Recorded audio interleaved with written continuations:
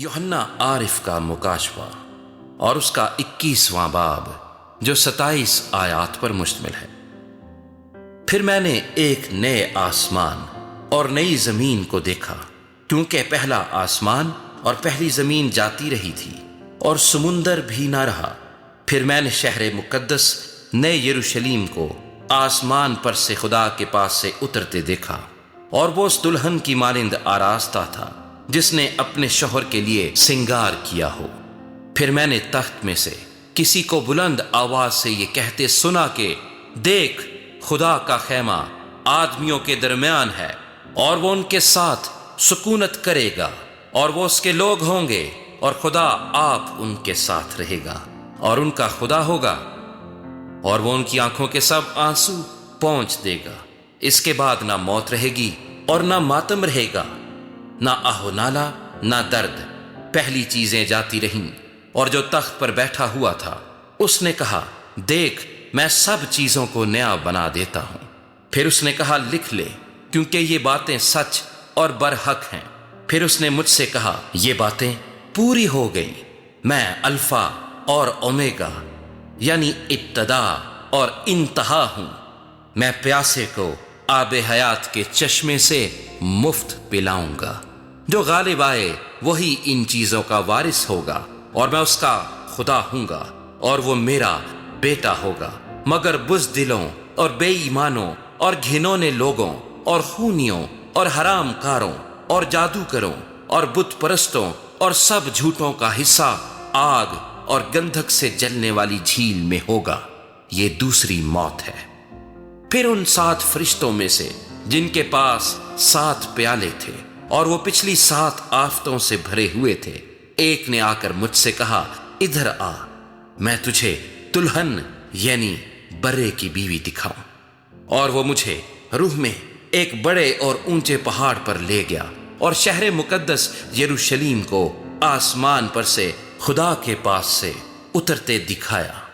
اس میں خدا کا جلال تھا، اور اس کی چمک نہایت قیمتی پتھر یعنی اس یشب کی سی تھی جو بلور کی طرح شفاف ہو۔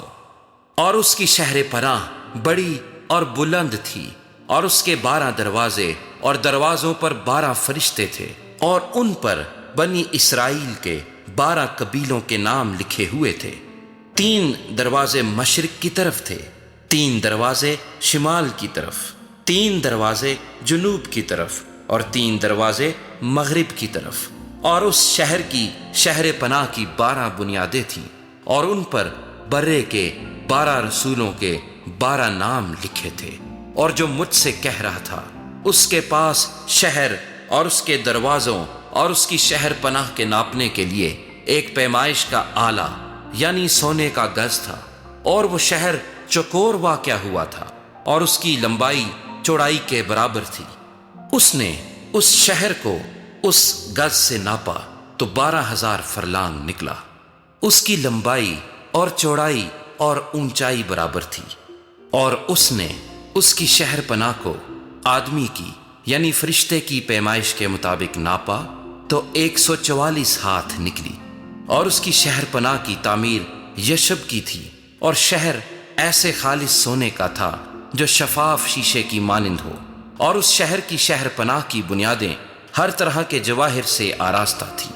پہلی بنیاد یشب کی تھی، دوسری نیلم کی، تیسری شب چراغ کی، چوتھی زمرد کی، 5ویں عقیق کی، 6ٹھی لال کی، 7ویں سنہرے پتھر کی، 8ویں فیروزہ کی، 9ویں زبرجد کی، 10ویں یمنی کی، 11ویں سنگ سنبلی کی، اور 12ویں یاقوت کی۔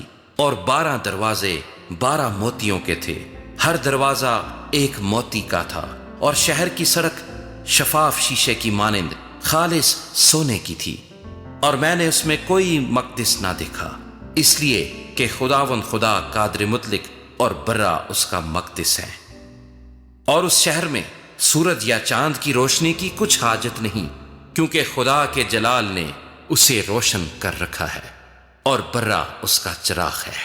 اور قومیں اس کی روشنی میں چلیں پھریں گی، اور زمین کے بادشاہ اپنی شان و شوکت کا سامان اس میں لائیں گے، اور اس کے دروازے دن کو ہرگز بند نہ ہوں گے، اور رات وہاں نہ ہوگی، اور لوگ قوموں کی شان و شوکت اور عزت کا سامان اس میں لائیں گے، اور اس میں کوئی ناپاک چیز یا کوئی شخص جو گھنونے کام کرتا یا جھوٹی باتیں گھڑتا ہے ہرگز داخل نہ ہوگا، مگر وہی جن کے نام برے کی کتاب حیات میں لکھے ہوئے ہیں۔